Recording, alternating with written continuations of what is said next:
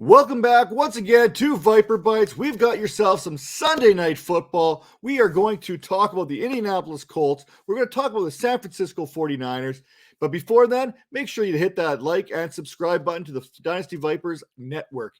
You won't regret it, I promise. We got new content coming out daily, including the Dynasty Vipers Vipercast every Wednesday, 10 p.m. Eastern. Make sure to get in on that. Now, without further ado, let's get into this matchup. For the Colts, some injuries of note. T.Y. Hilton did not participate here Wednesday or Thursday. He's got a little bit of a quad injury that he's going into. He tweaked it in that game. Kimiko Toure, he's also a DNP for Thursday and Wednesday as well. Darius Leonard was limited on Thursday. He has a bit of an ankle knee issue to worry about. And unfortunate news here, as far as the secondary goes, Xavier Rhodes' ankle limited on Thursday, but the big one, Julian Blackmon, he is out for the season with an Achilles injury.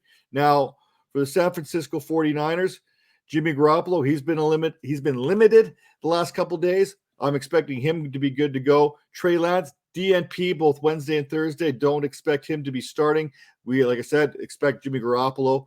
And then on the defensive side of things, Javon Kinlaw, defensive tackle, he's been DNP designation here both on Wednesday and Thursday. Other than that, expect the 49ers to be good outside of Trent Williams' ankle / elbow / everything, which also was a DNP for Wednesday and Thursday. Now let's get into everything else here. Keep an eye on the weather report on this one. It looks like heavy rain is in the forecast, which means there's going to be some slippery balls out there. It's going to be tough to grip, maybe some turnovers, maybe a visit back to the run game. Hint, hint, wink, wink.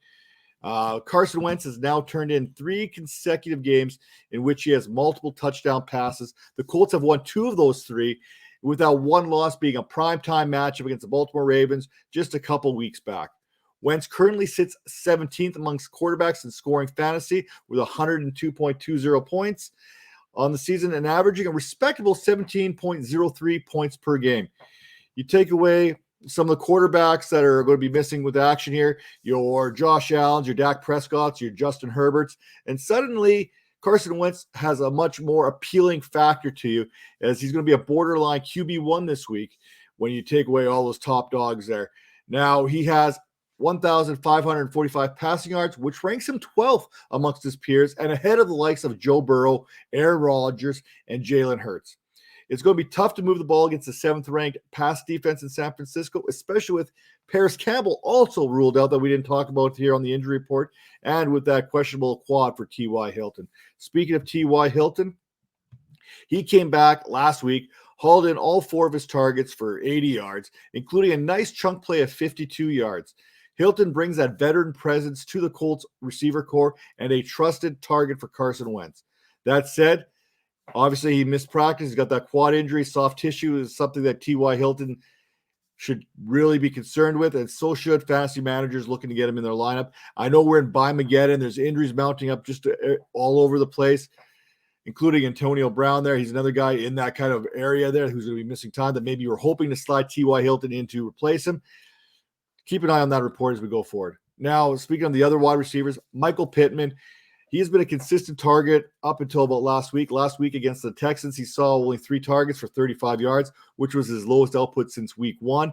His previous 4 weeks leading up to the Texans game, Pittman had at least 7 targets and no fewer than 59 yards in each of those games. Now, while the 49ers have been good against the pass, they do have a little bit of a weakness towards the outside wide receivers, so keep an eye on that. I think Pittman's going to be a good play this week. Zach Pascal, he is 3rd on the Colts in receiving yards behind Pittman's 403 and Jonathon Taylor's 210. Pascal has 204 yards, respectively.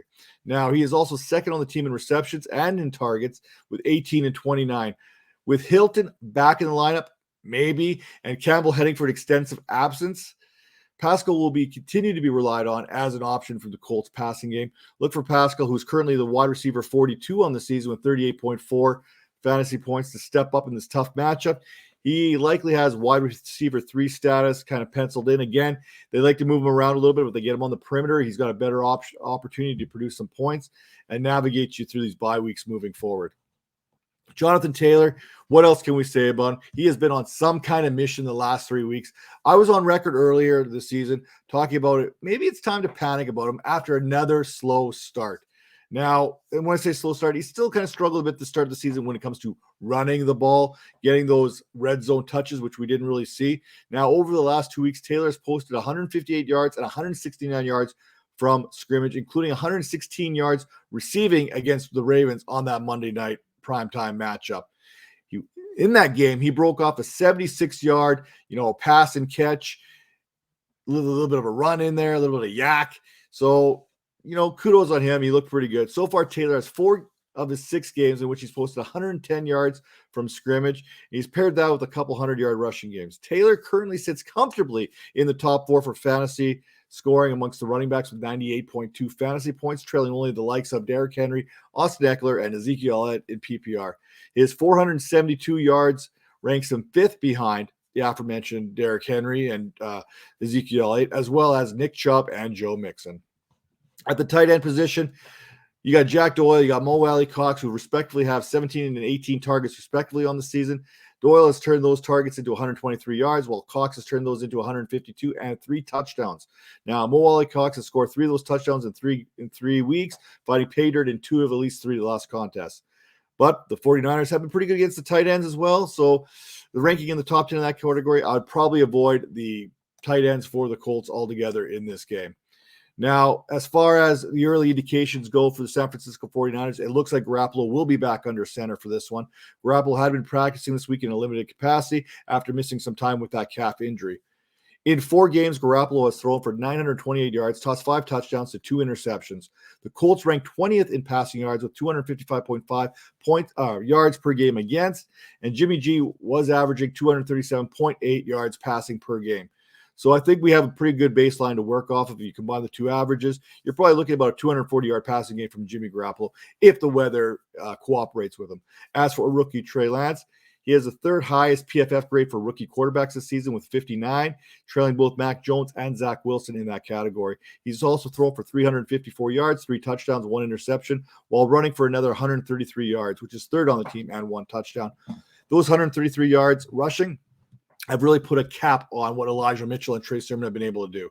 Now, with Elijah Mitchell in 3 games, he has ran for 189 yards on 45 carries and looked like the best back in the 49ers backfield. Sorry, Trey Sermon truthers.